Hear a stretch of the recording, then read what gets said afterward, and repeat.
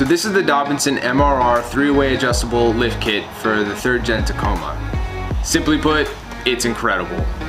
On-road, off-road, with or without a load, this suspension allows you to fine-tune it for the perfect ride in all conditions. So this video is the review of the Dobinson MRA suspension kit.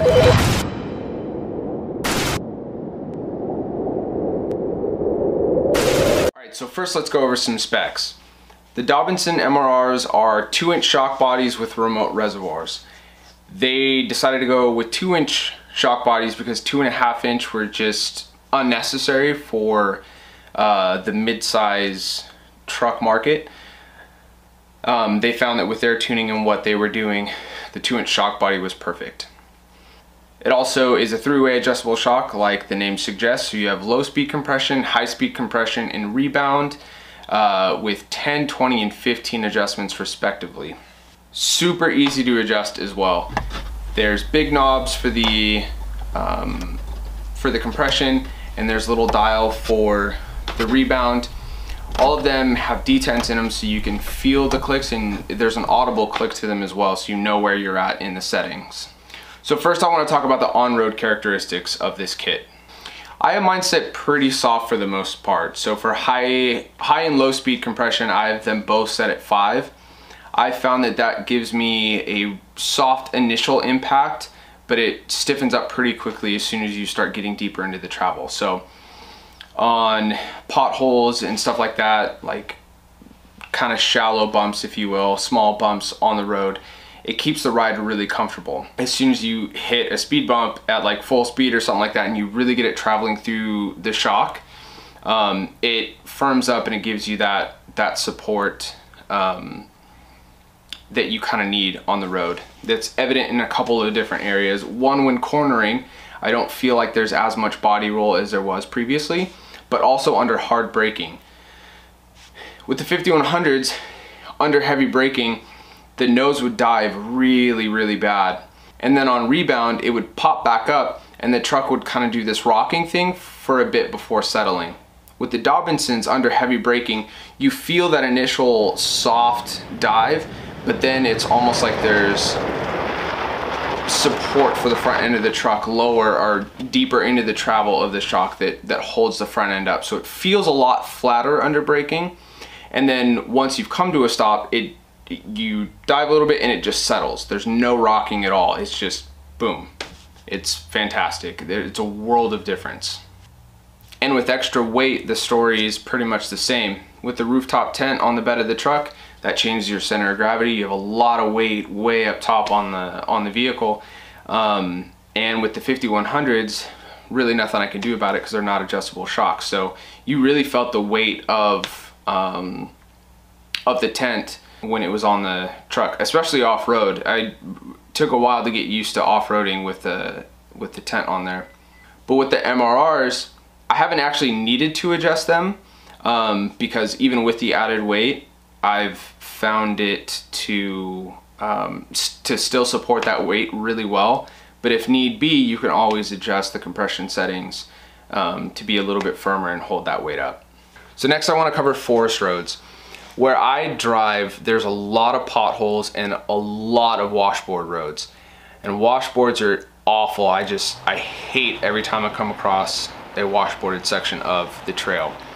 It always felt like it was gonna rattle the truck apart, and one of the worst things, which is why I hated it so much, is even with the tent, I always felt like there wasn't enough contact with the road on the rear tires. So I would constantly have that the rear drift out for me or kind of get away from me as I'm going around corners. Unintentionally, this is just product of the back bouncing on those washboards.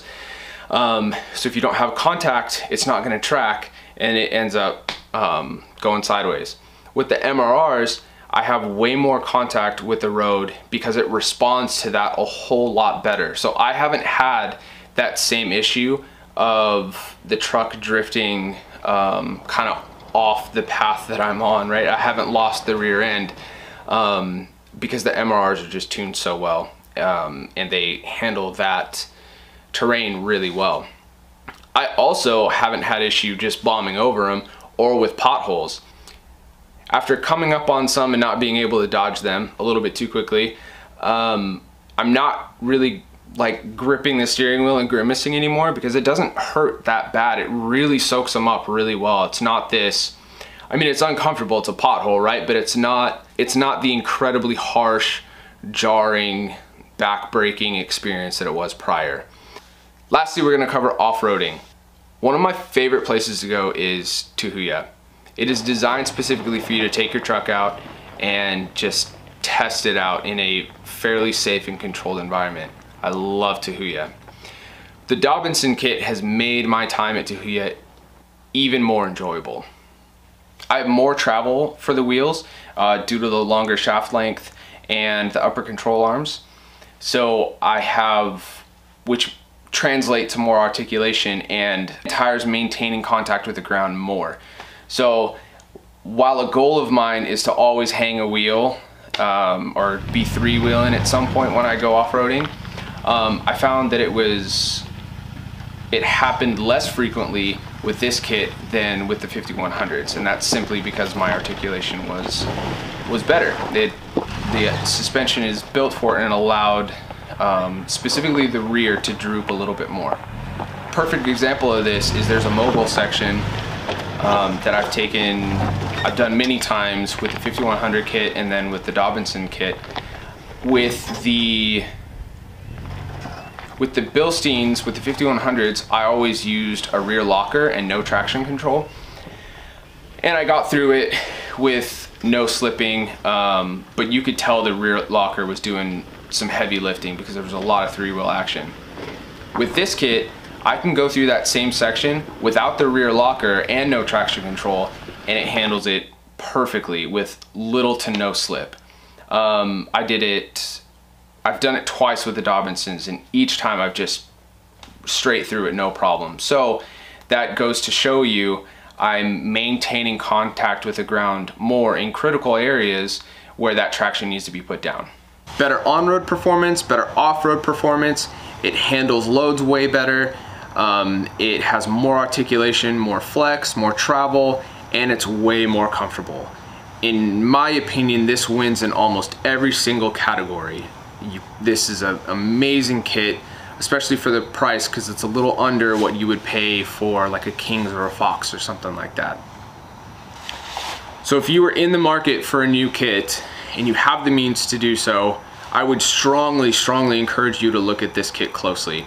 I think for the value, for the performance, you cannot go wrong with this kit. I truly can't think of a situation where this kit would let you down. So happy with it. I've jumped the truck. It was unintentional, but it felt just like an absolute cloud. It was a small jump, not gonna lie. It was very small, but it was cool all the same.